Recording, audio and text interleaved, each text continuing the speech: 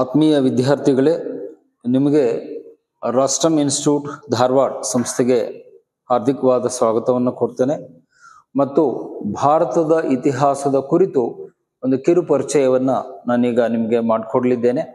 So ಅದರ ಮೂಲಕ ನಾವು ಪರೀಕ್ಷಾ ದೃಷ್ಟಿಯಿಂದ ಅದು UPSC ಆಗಿರ್ಬೋದು, KS ಎಕ್ಸಾಮ್ ಆಗಿರ್ಬೋದು, ಈ ಥರ ಯಾವುದೇ ಸ್ಪರ್ಧಾತ್ಮಕ ಪರೀಕ್ಷೆಗಳಿಗೆ ಇತಿಹಾಸದ ಮೇಲೆ ಸಾಕಷ್ಟು ಪ್ರಶ್ನೆಗಳು ಬರ್ತವೆ. ಅದರಲ್ಲೂ ಕೂಡ ಆಧುನಿಕ ಭಾರತದ ಇತಿಹಾಸದ ಮೇಲೆ ಸಾಕಷ್ಟು ಪ್ರಶ್ನೆಗಳು ಬರೋದು ನಿಮಗೂ ಕೂಡ ಗೊತ್ತಿದೆ. ಆ ದೃಷ್ಟಿಯಿಂದ ನಾವು ಆ ವಿಷಯವನ್ನು ಹೇಗೆ ಕಲಿಬೇಕು ಅನ್ನುವುದನ್ನ ಇವತ್ತು ನಾವು ನೋಡ್ಬೇಕು. ಸೊ ಮೊಟ್ಟ ಮೊದಲನೇದಾಗಿ ಆ ಒಂದು ವಿಷಯದ ಶೀರ್ಷಿಕೆಯನ್ನ ನೋಟ್ ಮಾಡ್ಕೊಳ್ಳಿ. ಭಾರತದ ಇತಿಹಾಸ, ಅದರಲ್ಲೂ ಆಧುನಿಕ ಭಾರತದ ಇತಿಹಾಸ. ನಾವು ಚರ್ಚೆ ಮಾಡ್ತಾ ಇರೋದು ಆಧುನಿಕ ಭಾರತದ ಬಗ್ಗೆ.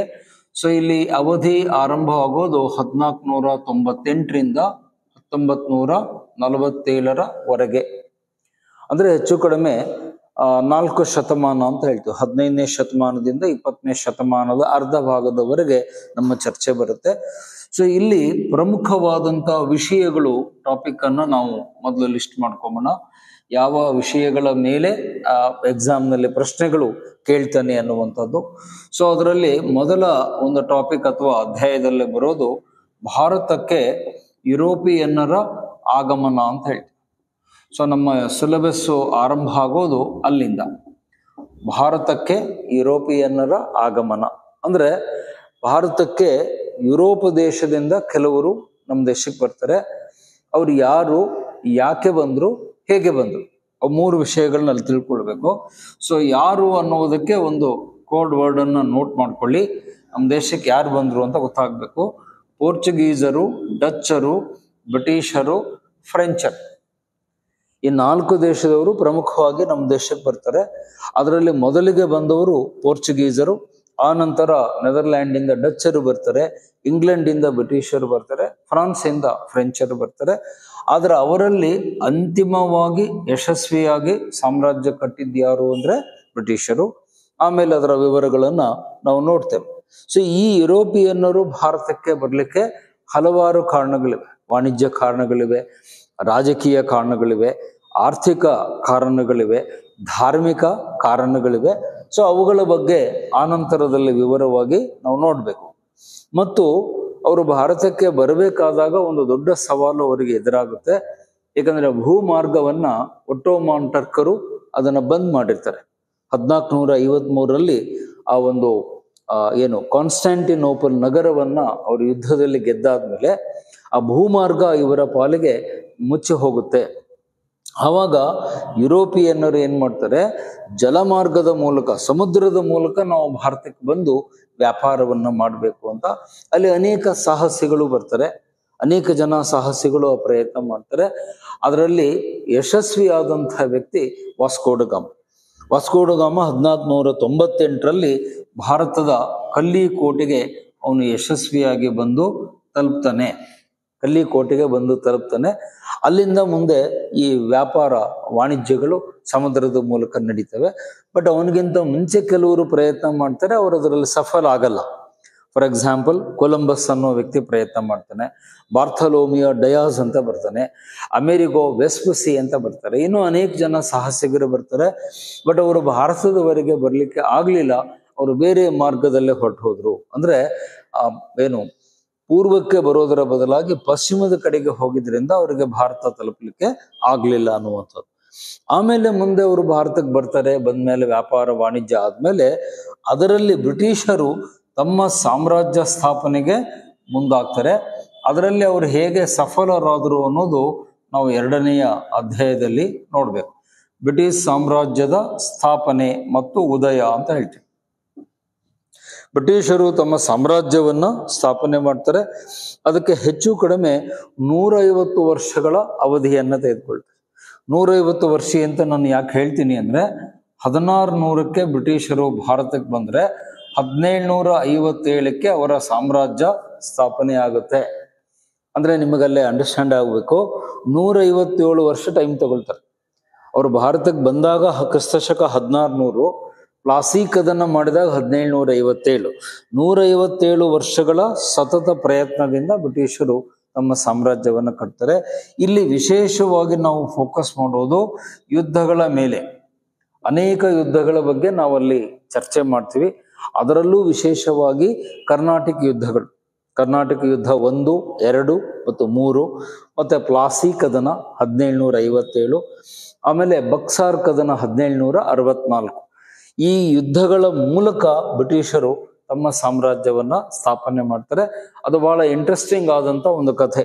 ಅಂದ್ರೆ 157 ವರ್ಷದಲ್ಲಿ ಅವರು ಹೇಗೆ ನಿಧಾನವಾಗಿ ಹಂತ ಹಂತವಾಗಿ ಸಾಮ್ರಾಜ್ಯ ಕಟ್ಟಿದ್ರು ಅನ್ನೋದನ್ನ ಅಲ್ಲಿ ನೋಡ್ತೇವೆ. ಅದಾದ ನಂತರದಲ್ಲಿ ಈಸ್ಟ್ ಇಂಡಿಯಾ ಕಂಪನಿಯ ಆಳ್ವಿಕೆ ನಮ್ಮ ದೇಶದಲ್ಲಿ ಆರಂಭ ಆಗುತ್ತೆ. ಈಸ್ಟ್ ಇಂಡಿಯಾ ಕಂಪನಿ ಆಳ್ವಿಕೆ. ಇಲ್ಲಿ ಪ್ರಮುಖವಾಗಿ ನಾವು ಚರ್ಚೆ ಮಾಡುವಂಥದ್ದು ಗವರ್ನರ್ ಜನರಲ್ಗಳ ಬಗ್ಗೆ. ಈಸ್ಟ್ ಇಂಡಿಯಾ ಕಂಪನಿಯ ಆಳ್ವಿಕೆ ಅಂದ್ರೂ ಒಂದೇ, ಅದನ್ನ ನೀವು ಗವರ್ನರ್ ಜನರಲ್ಗಳ ಆಳ್ವಿಕೆ ಅಂತ ಕರೆದ್ರು ಒಂದೇ, ಬೋತ್ ಆರ್ ಸೇಮ್. ಸೊ ಇಲ್ಲೂ ಕೂಡ 100 years 100 ವರ್ಷಗಳ ಆಳ್ವಿಕೆ ಬರುತ್ತೆ. ಒಟ್ಟು 23 ಜನ ಗವರ್ನರ್ ಜನರಲ್ಗಳು ನಮ್ಮ ದೇಶವನ್ನ ಆಳಿದ್ದಾರೆ. ಗವರ್ನರ್ ಜನರಲ್ಗಳ ಆಳ್ವಿಕೆ ಅಂತ ಹೇಳ್ತೀವಿ. 23 ಜನ ಆಳ್ವಿಕೆಯನ್ನು ಈ ದೇಶವನ್ನು ಮಾಡಿದ್ದಾರೆ.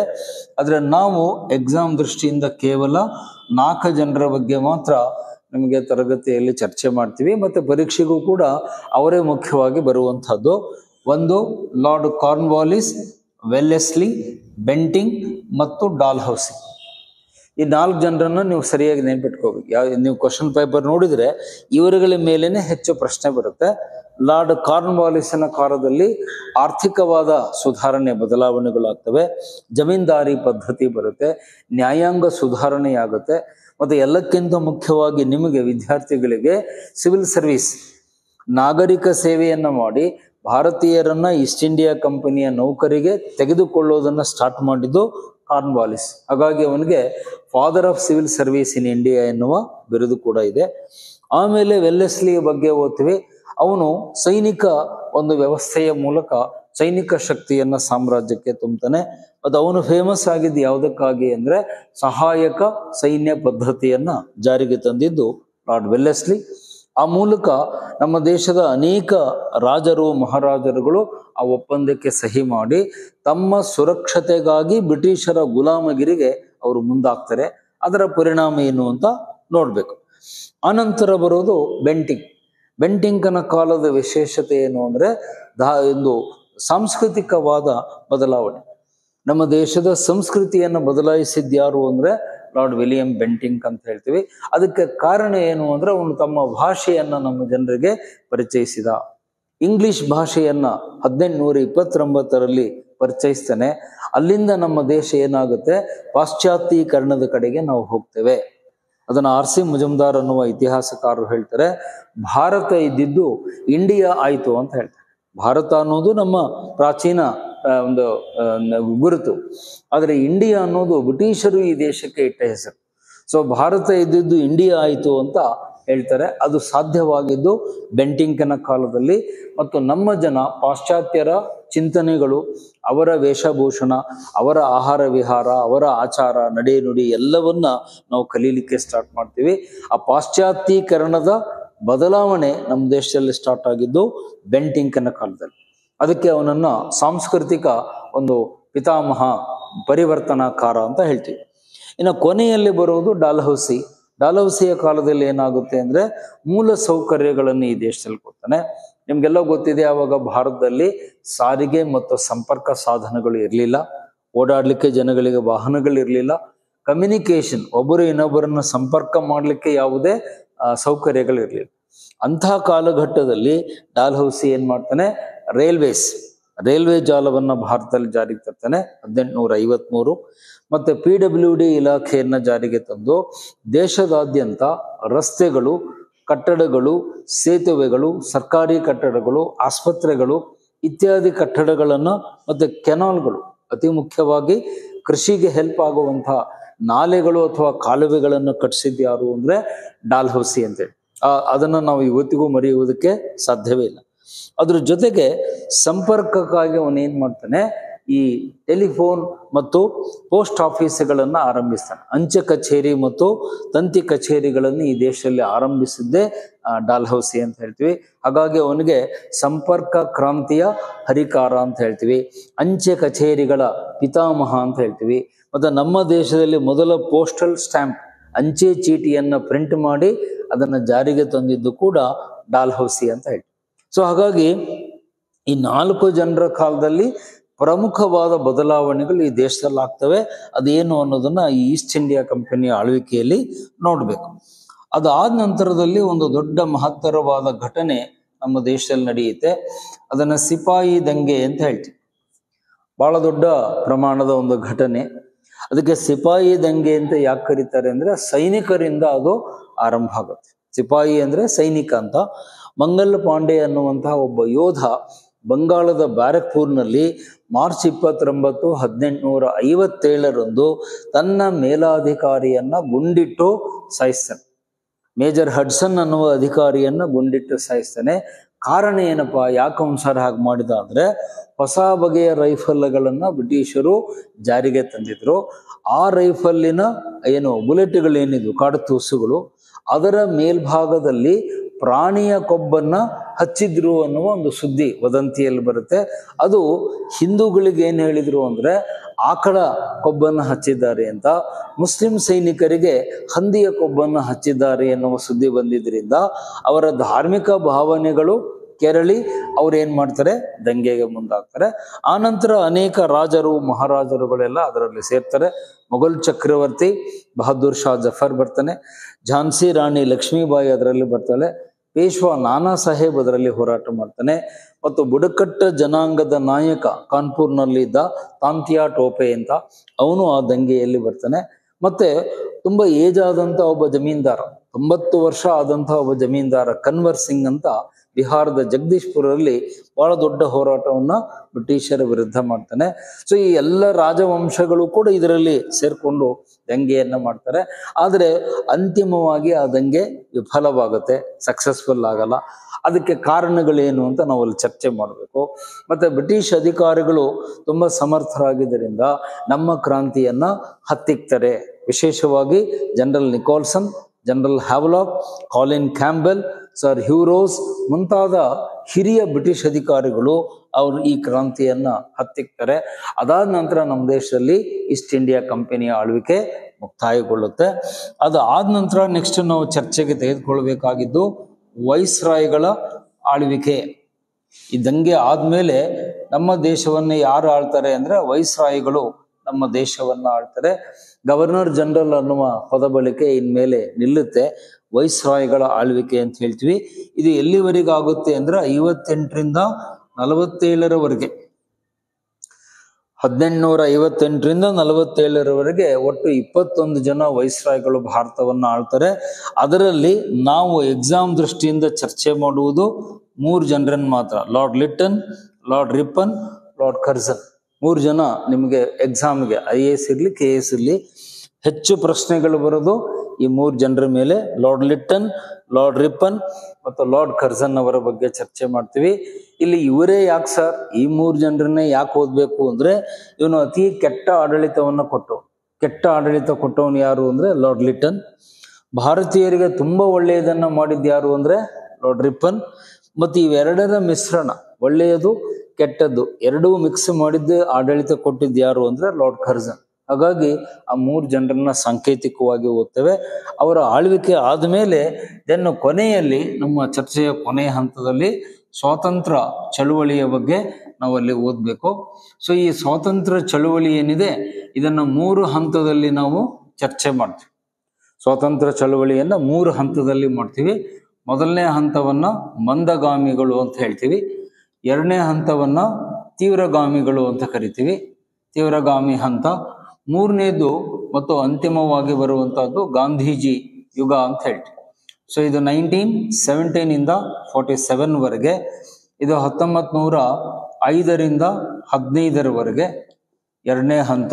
ಮೊದಲನೇದು 1885ರಿಂದ 1905 ಇಂಡಿಯನ್ ನ್ಯಾಷನಲ್ ಕಾಂಗ್ರೆಸ್, ಅಖಿಲ ಭಾರತ ಕಾಂಗ್ರೆಸ್ ಮೂಲಕ ಅದು ನಡೆಯುತ್ತೆ. ಆ ಸ್ವಾತಂತ್ರ್ಯ ಚಳವಳಿ ಹೇಗಾಯ್ತು, ಸ್ವಾತಂತ್ರ್ಯ ಹೋರಾಟ ಹೇಗಾಯ್ತು, ಮತ್ತು ನಮ್ಮ ಮಹಾನ್ ನಾಯಕರು ಲೈಕ್ ಲಾಲ್ ಬಾಲ್ ಪಾಲ್, ಈ ಎರಡನೇ ಹಂತದಲ್ಲಿ ಬರುವ ಅತಿ ದೊಡ್ಡ ನಾಯಕರು ಅಂದ್ರೆ ಲಾಲ್ ಬಾಲ್ ಪಾಲ್ ಅಂತ ಹೇಳ್ತೀವಿ. ಲಾಲಾ ಲಜಪತ್ ರಾಯ್ ಪಂಜಾಬ್ದಿಂದ, ಬಾಲ್ ಗಂಗಾಧರ್ ತಿಲಕ್ ಮಹಾರಾಷ್ಟ್ರದಿಂದ, ಬಿಪಿನ್ ಚಂದ್ರ ಪಾಲ್ ಅವರು ಬಂಗಾಳದಿಂದ, ಆ ಹಿರಿಯ ನಾಯಕರ ನೇತೃತ್ವದಲ್ಲಿ ಸಾವಿರಾರು ಕ್ರಾಂತಿಕಾರಿಗಳು ಅಲ್ಲಿ ಬಲಿದಾನ ಮಾಡ್ತಾರೆ.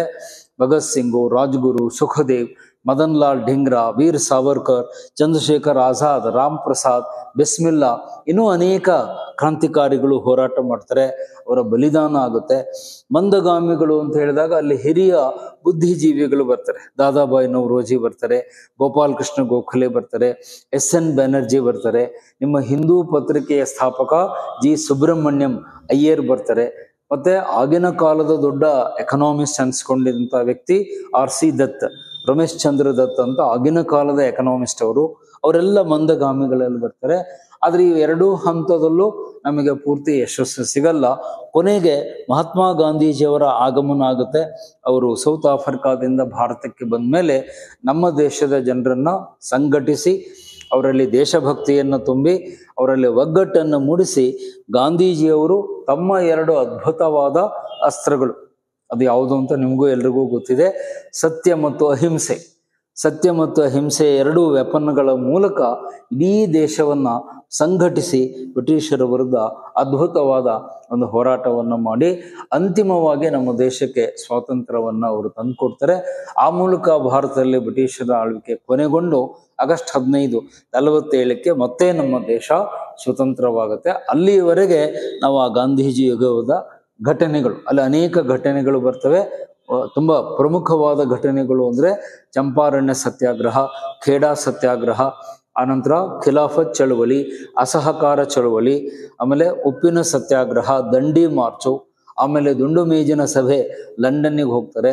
ಅಲ್ಲಿಂದ ಬಂದ್ಮೇಲೆ ಮತ್ತೆ ಸಮಾಜ ಸೇವೆ, ಹರಿಜನ ಸೇವೆಯನ್ನು ಮಾಡ್ತಾರೆ. ಕೊನೆಯಲ್ಲಿ ಗಾಂಧೀಜಿಯವರು ಬಳಸಿದ ಅಸ್ತ್ರ ಕ್ವಿಟ್ ಇಂಡಿಯಾ ಮೂವ್ಮೆಂಟ್, ಚಲೆ ಜಾವ್ ಚಳವಳಿ 1942ನಲ್ಲಿ ಮಾಡ್ತಾರೆ. ಬ್ರಿಟಿಷರೇ ಭಾರತ ಬಿಟ್ಟು ತೊಲಗಿರಿ ಎನ್ನುವ ಚಳವಳಿಯನ್ನು ಮಾಡಿ ಅದು ಸಕ್ಸಸ್ಫುಲ್ ಆದ್ಮೇಲೆ ಮುಂದೆ ನಮಗೆ ಸ್ವಾತಂತ್ರ್ಯ ಬರುತ್ತೆ. ಹೀಗೆ ಭಾರತಕ್ಕೆ ಯುರೋಪಿಯನ್ನರು ಬಂದಾಗಿಂದ ಅವರು ಹೋಗಲ್ಲಿವರೆಗೆ ಏನೆಲ್ಲ ಘಟನೆಗಳು ಆಯಿತು ಅನ್ನುವುದರ ಒಂದು ಸ್ಥೂಲ ಚಿತ್ರಣವನ್ನೇ ನಾವು ಭಾರತದ ಇತಿಹಾಸ ಅಂತ ಹೇಳ್ತೀವಿ. ಇದು ನೀವು ಹೈಸ್ಕೂಲ್ ದಿನಗಳಲ್ಲೂ ಓದಿರ್ತೀರಿ. ಆದರೆ ಇಲ್ಲಿ UPSC ಮತ್ತು KS ಎಕ್ಸಾಮ್ಗೆ ಓದುವ ಸ್ಟೈಲ್ ಬೇರೆ ಆಗುತ್ತೆ, ಅಪ್ರೋಚ್ ಬೇರೆ ಆಗುತ್ತೆ. ಇಲ್ಲಿ ಏನು ಘಟನೆ ಆಯಿತು ಅನ್ನುವುದಕ್ಕಿಂತ ಏಕೆ ಆಯಿತು, ಹೇಗೆ ಆಯಿತು ಅನ್ನೋದ್ರ ಕಡೆಗೆ ನಾವು ಒತ್ತು ಕೊಡ್ತೀವಿ. ಅಂದ್ರೆ ಅನಾಲಿಸಿಸ್, ವಿಶ್ಲೇಷಣೆಗೆ ಇಲ್ಲಿ ಪ್ರಾಮುಖ್ಯತೆ ಇರುತ್ತೆ ಹೊರತು ಕೇವಲ ಮಾಹಿತಿ ಅಥವಾ ಘಟನೆಗಳಿಗೆ, ಫ್ಯಾಕ್ಟ್ಸ್ಗಳಿಗೆ ಇಲ್ಲಿ ಮಹತ್ವ ಇರಲ್ಲ. ಅದರ ವಿಶ್ಲೇಷಣೆ, ಅನಾಲಿಸಿಸ್ ಆಫ್ ದಿ ಫ್ಯಾಕ್ಟ್ಸ್ ಅಂತೀವಿ, ಅಲ್ಲಿ ಅದಕ್ಕೆ ಒತ್ತು ಕೊಟ್ಟು ನಾವಿಲ್ಲಿ ಚರ್ಚೆಯನ್ನ ಮಾಡ್ತೇವೆ. ಸೊ ಇದು ನಿಮಗೆ ಬ್ರೀಫ್ ಆಗಿ. ಮತ್ತು ಇದು ಕೊನೆಯದಾಗೆಲ್ಲ ಒಂದು ಪಾಯಿಂಟ್ ಏನು ಅಂದ್ರೆ, ಯಾವುದೇ ಕಾಂಪಿಟೇಟಿವ್ ಎಕ್ಸಾಮ್ನಲ್ಲಿ ಆಧುನಿಕ ಭಾರತದ ಇತಿಹಾಸದ ಮೇಲೆ 8 ರಿಂದ 12 ಪ್ರಶ್ನೆಗಳು ರೆಗ್ಯುಲರ್ ಆಗಿ ಬರ್ತವೆ. ಯಾವುದೇ ಎಕ್ಸಾಮ್ ತೆಗೆದು ನೋಡಿ, ಕ್ವಶನ್ ಪೇಪರು ಕನಿಷ್ಠ ಅಂದ್ರೆ 8, ಗರಿಷ್ಠ ಅಂದ್ರೆ 12 MCQಗಳು ಆಧುನಿಕ ಭಾರತದ ಮೇಲಿಂದನೇ ಬಂದಿರ್ತವೆ. ಅಂದ್ರೆ 24 ಮಾರ್ಕ್ಸು ಈ ಒಂದು ಟಾಪಿಕ್ ಇಂದ ಬರುತ್ತೆ. ಹಾಗಾಗಿ ಇದನ್ನು ನೀವು ಚೆನ್ನಾಗಿ ಓದ್ಕೊಂಡ್ರೆ ನಿಮ್ಮ ಎಕ್ಸಾಮ್ ಸ್ಕೋರಿಗೆ ತುಂಬಾ ಅನುಕೂಲ ಆಗುತ್ತೆ. ಆ ವಿಷಯಗಳನ್ನ ಚೆನ್ನಾಗಿ ನೆನ್ಪಿಟ್ಕೋಬೇಕು ಅಂತ ಹೇಳ್ತಾ, ಈ ಆಧುನಿಕ ಭಾರತದ ಇತಿಹಾಸದ ಒಂದು ಸಂಕ್ಷಿಪ್ತವಾದ, ಇದಕ್ಕೆ ನಾವು ಪಕ್ಷಿ ನೋಟ ಅಂತ ಹೇಳ್ತೀವಿ. ಯಾಕಂದ್ರೆ 400 ವರ್ಷ ಏನಾಗಿದೆ ಅನ್ನೋದನ್ನ 5-10 ನಿಮಿಷ ಹೇಳೋದು ಬಹಳ ಕಷ್ಟ. ಅದು ನನಗಂತೂ ತುಂಬಾ ಕಷ್ಟ ಆಗತ್ತೆ. ಸೊ ಆದರೂ ಸಂಕ್ಷಿಪ್ತವಾಗಿ ಹೇಳಿದ್ದೀನಿ, ತುಂಬಾ ಬ್ರೀಫ್ ಆಗಿ ಹೇಳಿದ್ದೀನಿ. ಆಮೇಲೆ ತರಗತಿಗಳಲ್ಲಿ ವಿಸ್ತೃತವಾಗಿ, ವಿವರವಾಗಿ ನಾವು ನೋಡ್ತಾ ಹೋಗ್ತೀವಿ ಅಂತ ಹೇಳ್ತಾ ಈ ಒಂದು ಪ್ರಾತ್ಯಕ್ಷಿಕೆ ಅಥವಾ ಇಂಟ್ರೊಡಕ್ಷನ್ ಅನ್ನ ನಾನು ಮುಕ್ತಾಯಗೊಳಿಸ್ತೇನೆ. ಧನ್ಯವಾದಗಳು.